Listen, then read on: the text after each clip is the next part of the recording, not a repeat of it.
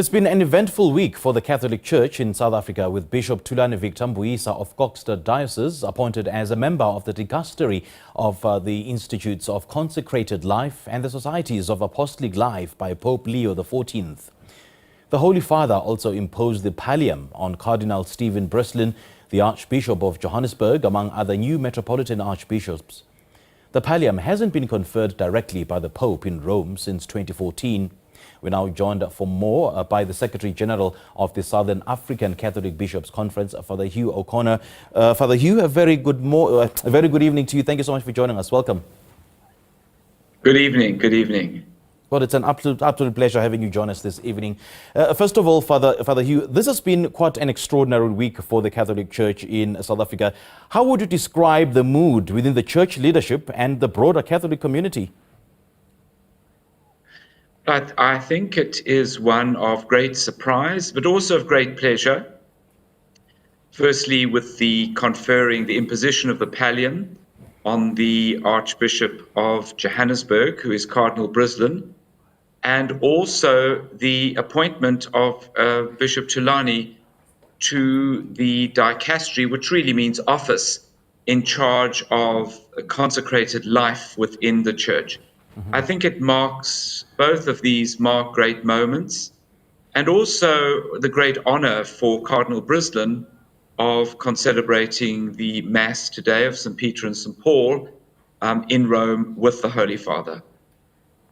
Now, on Bishop Thulani Mbuyisa's appointment to the Dicastery for Institutes of Consecrated Life and Societies of Apostolic Life, what does it mean for the South African Church, and how does this appointment reflect on Bishop Mbuyisa's contributions and the work of the Kokstad Diocese? Well, he was, before becoming Bishop of Kokstad, the Superior General of the Congregation of the Missionaries of Marian Hill. So he would have been exposed in Rome on that level. Secondly, he also was one of the participants in the recent synod that took place in Rome, and both the Holy Father, Pope Leo, as well as a number of others, would have noticed his interventions and his work. Now, as a member of the Dicastery for Consecrated Life, let's just use a shorter version of everything, he will be part of the work of the Church that oversees the life and the ministry of the various different congregations and institutes of consecrated life around the world. So he comes with the experience of his own congregation and also international leadership in it. Secondly, he will also come with his experience of the synod, the synodal way. And thirdly, as the Bishop of Kokstad, his leadership has been noted and noticed. So it's a great honor for him and for the Church, as well as for the diocese as well. And having said that, Father O'Connor, in what ways might his presence and his experience in the Dicastery help shape the global conversation around religious life, especially from an African perspective? I think that this is critically important because the Church in Africa continues to grow. We do have a large number of local vocations, certainly in Africa. And the three major elements of religious life are poverty, chastity, and obedience, lived out in such a way that the spirit of the founders of these various congregations need to be lived out in new areas, new mission territories, and also in a modern era.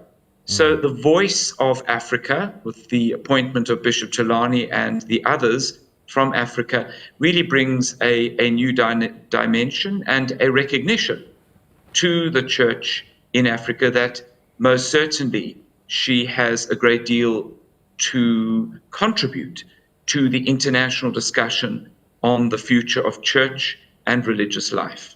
Right. And as you mentioned earlier on, the pallium was imposed on Cardinal Stephen Brislin by Pope Francis, and this, I suppose, is a very rare and a symbolic moment. Could you perhaps explain the significance of this pallium, especially being conferred directly by the Pope in Rome? The pallium is conferred on all metropolitan bishops. That means bishops of major dioceses in countries across the world. Now, in South Africa, we have the Metropolitan of Cape Town, of Bloemfontein, of Durban, of Johannesburg, and of Pretoria. And a metropolitan bishop is, in a sense, the first amongst equals in a local church, and he has charge over a number of dioceses. However, it is not the charge of management, it is really the charge of leadership, of servant leadership, and of oversight. Because each bishop in his own diocese has oversight of what happens there.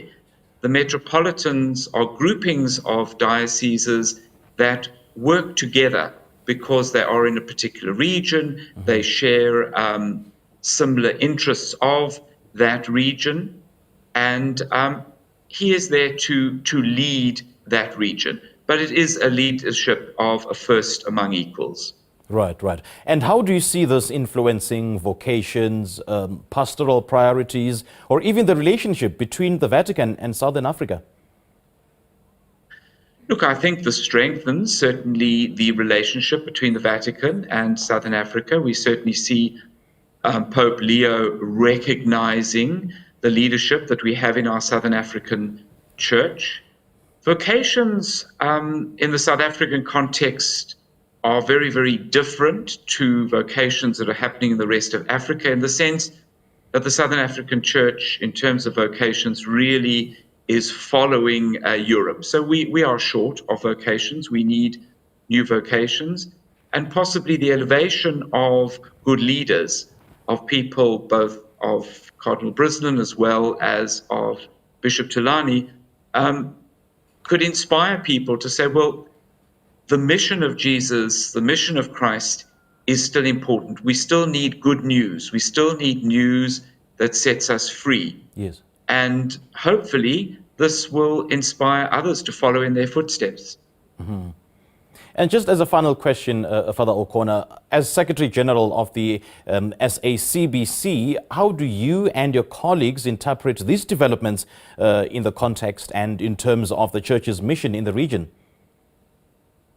Look, it brings a greater richness to our work. It brings us a tremendous amount of joy, and it connects us more deeply with the universal church. Yes. And this is an important element. We don't operate as a bishops' conference in isolation, but we operate within the context of the universal church, and this brings a richness for us, and also helps us to discern our own way forward.